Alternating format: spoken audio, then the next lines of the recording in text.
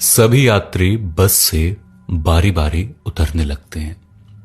उस लड़की को कनक नजरों से ओझल होने तक बस से निहारते रहता है। जब काफी देर इस तरह वो वहीं बैठा रहा तो कंडक्टर ने कहा, महाराज जी, यहीं बैठे बैठे उसे घर तक छोड़ने का इरादा है क्या, या वापस भी अभी इसी बस से चलने का इरादा है? इतना कहते ही वो जोर जोर से हंसने लगा। नहीं नहीं, मैं उतरता हूं, बस सबके उतरने का इंतजार कर रहा था। ये कहने के साथ वो हड़बड़ाकर अपने बैग को निकालते हुए पीठ पर टांगते हुए वहां से बाहर निकल गया, जैसे किसी ने उसकी चोरी पकड़ ली हो। कनक के मन में वो लड़की बस गई थी। उसे लग रहा था कि ये वही है जिसके लिए उसने अब तक किसी भी लड़की से प्रेम नहीं किया था। जल्दबाजी के चक्कर में कनक ने सुबह से कुछ नहीं खाया था। बस स्टैंड के बाजू से मनमोहक चाय की गंध के पीछे उसके कदम चल पड़े। अगले पल वो ढाबे के अंदर चाय और पराठे का लुत्फ लेने में मशगूल हो गया। थोड़ी देर में ही उसने अपने आप को तृप्त कर लिया। ओह, 3:15 बज गए। मुझे पंचायत भवन जाना होगा। वहां से पगडंडियों के सहारे 4 किलोमीटर की चढ़ाई भी पूरी करनी है। मुझे जल्दी यहां से चलना चाहिए। अपनी कलाई घड़ी में वक्त देखने के बाद ये कहते हुए वो आगे की तरफ बढ़ चला। थोड़ी दूर चलते ही उसे एक बहुत बड़ा गोल आकार में पंचायत भवन दिख गया। ठीक उसके सामने एक पगडंडी दिख गई और वो उसी पर चलने लगा। जैसे जैसे कनक चढ़ाई करता हुआ ऊंचाई पर जा रहा था, वैसे ही कहीं कहीं के रास्ते बहुत संकरे भी होते जा रहे थे। यूं तो इस तरह के पथरीले रास्तों पर चलने का अभ्यस्त नहीं था, लेकिन वो फिसले या गिरे नहीं, इस बात का वो पूरा ध्यान रख रहा था। इसलिए वो बहुत संभल संभल कर आगे बढ़ रहा था। ओहो, 4 बजने वाले हैं और अभी आधा रास्ता भी पार नहीं किया। इस तरह से सुस्ता सुस्ता कर बढ़ने से काम नहीं चलने वाला। अब मुझे रफ्तार बढ़ानी ही होगी। ये कहते उसने अपनी रफ्तार तेज कर दी। मन ही मन वो घबरा भी रहा था कि एक तरफ जहां पथरीले रास्ते पर फिसलने का डर था, वहीं दूजी ओर खाई नजर आ रही थी, जो चढ़ाई करते करते एहसास ही नहीं हुआ कि अब वो काफी ऊंचाई पर था। आसपास के पेड़ों की किस्म देखकर अब आसानी से ऊंचाई का अंदाजा लगाया जा सकता था। उसे अब ठंड का एहसास होने लगा था, लेकिन हरे भरे पेड़ों को और खूबसूरत वादियों को देखकर प्रफुल्लित भी हुए जा रहा था। पैदल ही वो प्रकृति की सुंदरता का रसपान करते हुए जंगल की तरफ बढ़ता चला जा रहा था। तरह तरह की चिड़ियों की सुमधुर आवाज और जंगल का शांत वातावरण उसके दिल को सुकून पहुंचा रहा था। वाह, कितना मनोरम दृश्य और खुशगवार मौसम है। मन करता है बस यहीं रुक जाऊं, काश कि वापस जाना ना होता। मन ही मन में खुद से बात करता हुआ वो अपनी इस यात्रा का मजा ले रहा था। थोड़ी देर वहां सुस्ताने के बाद अभी मुश्किल से चले हुए कुछ क्षण ही हुए थे कि सामने का नजारा देखकर वो खुद पर काबू नहीं रख पाया और अपने दोनों हाथों को ऊपर उठाए दौड़ पड़ा। Oh my god, what a lovely place, it's amazing, I can't believe that, is it real? ये कहने के साथ ही वो वहां हरे घास के मैदान में आंखें बंद करके पसर गया। कुछ देर वैसे ही लेटा रहा, मानो जैसे उसे स्वर्ग की अनुभूति हो रही हो। उसने अपने पिट्ठू बैग को वहीं रखा और खड़ा हो गया। वो जहां इस वक्त खड़ा था वो फुटबॉल मैदान के बराबर की जगह थी, वो भी बिल्कुल समतल। पहाड़ों के ऊपर ऐसा समतल धरातल होना वाकई ताजुब की बात थी। उस धरातल पर हरे रंग की घास से आच्छादित था। उस मैदान के चारों तरफ खुला आसमान नजर आ रहा था। इतनी ऊंचाई पर वो कभी भी नहीं आया था। खोपड़ी घुमाकर जैसे ही उसने देखा तो उसे कोने में एक झरना दिखा। वहां उस झरने के समीप जाने पर उसने देखा कि उस झरने की अविरल धारा का कुछ हिस्सा नीचे पत्थर के बने शिवलिंग पर गिर रहा था। उसने जैसे ही झरने के पानी को स्पर्श करने के लिए अपनी हथेलियों को बढ़ाया, अगले ही पल तुरंत वापस कर लिए। ओह, पानी तो बहुत ज्यादा ठंडा है। उसने दोबारा हिम्मत करके किसी तरह उस पानी से अपनी प्यास बुझाई। वाह, पानी जितना ही ठंडा है उतना मीठा भी है। उसने शीश झुकाकर भोले बाबा को प्रणाम किया और घड़ी में वक्त देखा तो वो 5 बजने का इशारा कर रही थी। वो हड़बड़ाकर अपनी मंजिल की तरफ बढ़ने लगा। उस मैदान से बाहर निकलते ही वहां से दुमुहाने वाले रास्ते पर आ गया।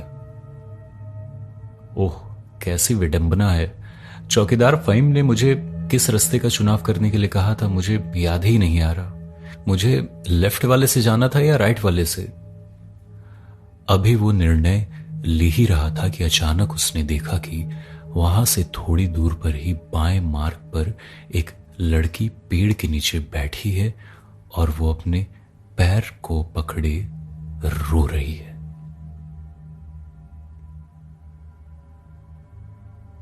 उसके साथ उसकी 2 सहेलियां भी थी जो कि उसके दुपट्टे से उसके पैर को शायद बांधने का प्रयास कर रही थी।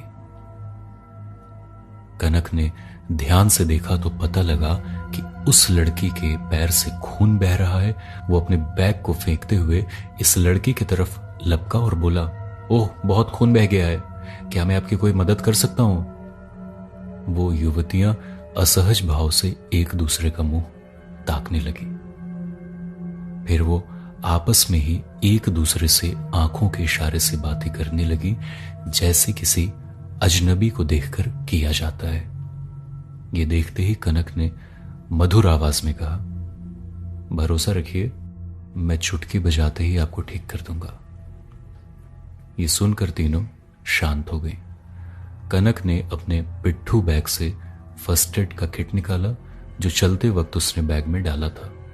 उस किट से कुछ मलहम और दवाइयां निकाली। कनक कॉटन निकालकर जैसे ही डेटॉल लगाने लगा कि तभी अचानक वो युवती बोल पड़ी, ओ ओ ओ, आउच आउच आउच, बस बस बस बस बस बस बस कर अजनबी, दर्द हो रहा है बहुत। ये कहते के साथ वो अपने मुंह अजीब सा बनाने लगी और सी सी करके मुंह से आवाज करने लगी जैसे कोई तीखी मिर्च खा ली हो। अरे डरो मत, थोड़ा सा दर्द होगा लेकिन यकीन मानो तुम्हें इससे जल्द ही राहत मिलेगी।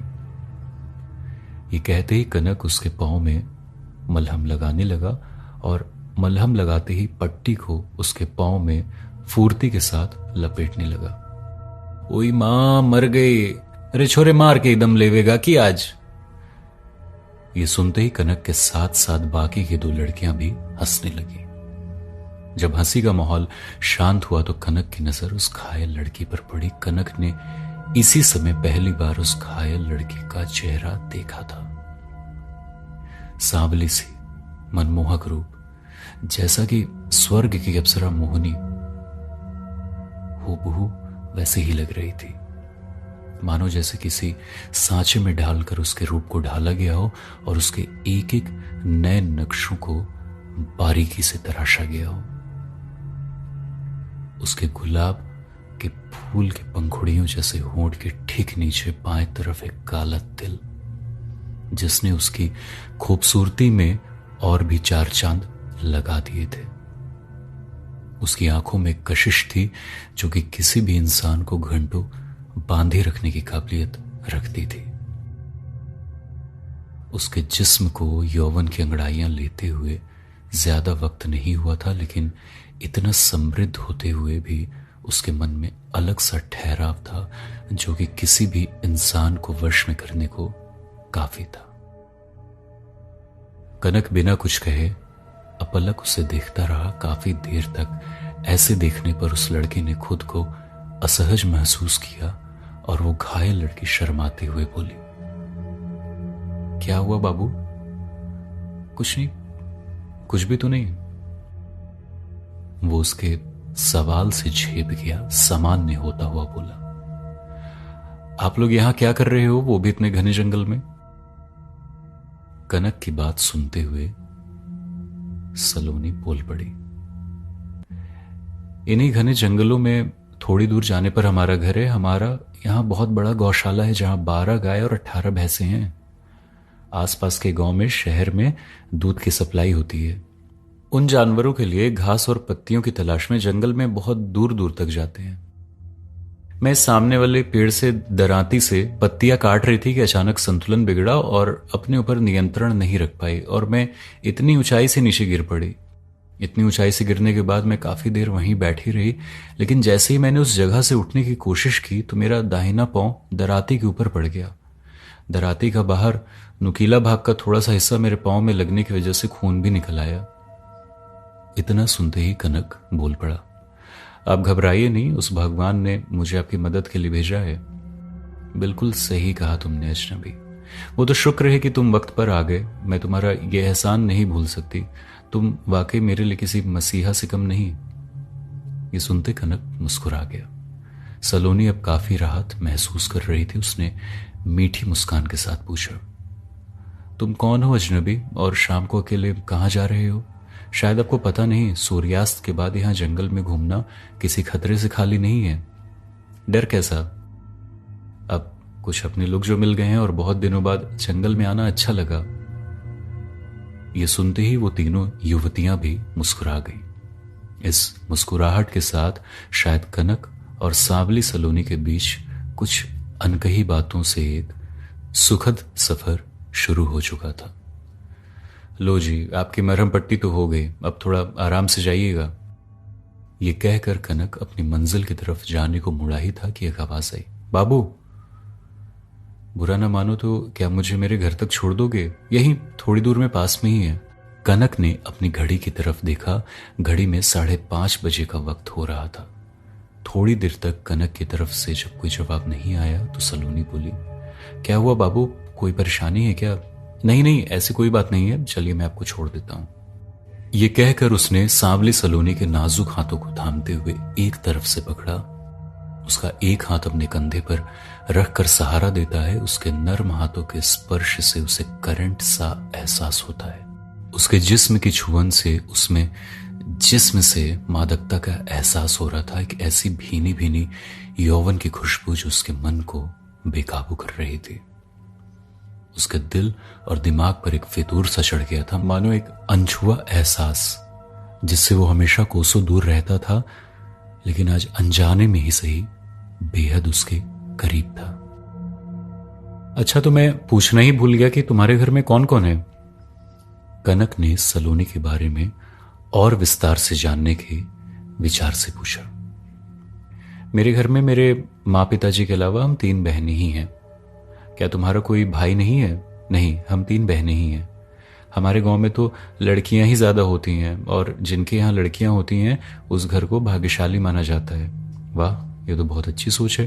नहीं, इसके पीछे की वजह ये होती है कि हमारे तरफ एक रिवाज है कि लड़कियां ब्याह के बाद ससुराल नहीं जाती, बल्कि लड़कों को शादी करने के बाद लड़कियों के यहां ही रहना पड़ता है। मुझे ऐसा क्यों लग रहा है कि जैसे मुझे ये बात किसी ने बताई है पहले भी। खैर छोड़ो, लेकिन मुझे ये परंपरा बहुत पसंद आई। सच्ची, तुम्हें ये परंपरा पसंद है? बोलो ना बाबू।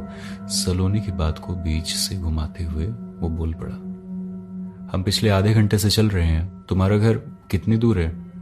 बस वो सामने गांव दिख रहा है ना, वहीं से जौनसार का इलाका आरंभ हो जाता है और उसी गांव में हमारा घर है। क्या क्या हुआ? जौनसार का नाम सुनकर तुम इतने चौंक क्यों गए बाबू? मैंने सही कहा, हम तीनों बहनें जौनसारी ही हैं। इतना सुनते ही कनक को चौकीदार फहीम की बात याद आ गई कि जौनसारी जादू टोना जानते हैं। ये लोग इंसानों को अपने वश में करके गुलामी करवाते हैं और अपने काबू में ही अंत तक रखना पसंद करते हैं। अचानक कनक के चेहरे से तोते उड़ गए। उसके माथे के पसीने उसकी घबराहट को दर्शा रहे थे। वो अब बेचैन हो गया। अचानक उसके इस हाल को देखते हुए सलोनी बोली, क्या हुआ बाबू, आपकी तबीयत ठीक नहीं लग रही है, आप इस तरह कांप क्यों रहे हो? मुझे आपको छोड़ने के चक्कर में मुझे ध्यान ही नहीं रहा। मुझे तो उस दौराहे से कटा पत्थर वाले रास्ते से योगी बाबा के पास जाना था। मुझे लगता है मुझे अब चलना चाहिए। नहीं नहीं बाबू, आपकी तबीयत ठीक नहीं लग रही। मैं ऐसे आपको कैसे जाने दे सकती? मेरी मानो तो आज रात आप हमारे गांव ही रुक जाओ। ये देखो 6 बज चुके हैं और कटा पत्थर यहाँ से 3 किलोमीटर है। 1 से 1.5 घंटे लग जाएंगे वहां जाने में। नहीं नहीं, मुझे वहां जाना ही होगा। अब और देर करना मेरे लिए सही नहीं होगा। लेकिन बाबू, इस बार सलोनी की तंद्रा से टूटा तो वो संभल चुका था। अब ऐसा लग रहा था जैसे सलोनी के हुस्न का तिलिस्म अब टूट चुका था और कनक की इंद्रियां उसके वश में थी। वो अगले ही पल बेरुखी से वहां से पलटा और वापस उस दो मुहे की तरफ के लिए लगभग रेस सी लगा दी। उसे अब समय की अहमियत का पता लगा था, जिसे उसने अपने मन को काबू में ना रखने की वजह से गंवा दिया था। आसमान में काले बादल ज्यों के त्यों थे, लेकिन उनका कालापन धीरे धीरे गहराता जा रहा था। शायद आने वाले समय में किसी बड़े खतरे की ओर इशारा कर रहा था, परंतु अभी इस ओर किसी का भी ध्यान नहीं था। पक्षी अपने दिन भर की मेहनत करने के बाद दाना पानी लेकर अपने अपने घोंसले की तरफ रवाना हो रहे थे। ओह, आज तो बाल बाल बचा, जान बची तो लाखों पाए, लौट के बुद्धू घर को आए। ये बड़बड़ाता हुआ वो उस दो मुहाने पर आ पहुंचा। उसे अब सब ध्यान आ गया कि उसे ऊपर की तरफ वाले रास्ते पर जाना है। उसने घड़ी में वक्त देखा तो 7 बजने में बस 10 मिनट ही बचे थे। अब क्या होगा? मुझे तो अब आखिरी बस भी नहीं मिलने वाली, क्या करूं? ऐसा करते हैं कि योगी बाबा के यहां जाकर ही देखा जाएगा जो भी होगा, लेकिन मैं वापस जौनसार तो कतई नहीं जाऊंगा। मन में ये बोलते हुए आगे बढ़ा जा रहा था। अभी उसे चले हुए लगभग 1 घंटा होने वाला था कि सामने देखते ही वो चौंक उठा। वो सामने देखता है कि इसके आगे की कहानी अगले एपिसोड में।